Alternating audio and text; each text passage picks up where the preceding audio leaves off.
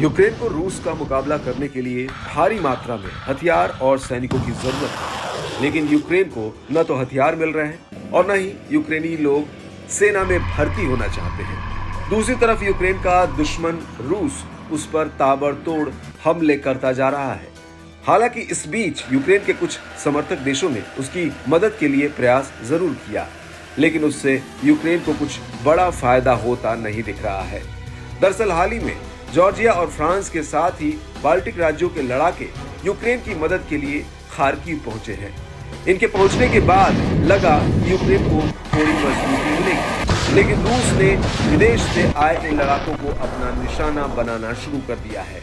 रूसी रक्षा मंत्रालय ने घोषणा किया कि रूसी सेना ने यूक्रेन के खार्किव क्षेत्र में एक गोला बारूद डिपो और विदेशी लड़ाकों के लिए बने एक अस्थायी अड्डे पर सटीक हमले किए हैं। रूसी सेना ने जिन दोनों टारगेट पर हमला किया, ये खार्किव से थोड़ी दूर मेरेफा शहर के पास स्थित है। इन दोनों ही ठिकानों पर रूस ने मानव रहित हवाई वाहन, मिसाइल और तोपखाने से हमला किया।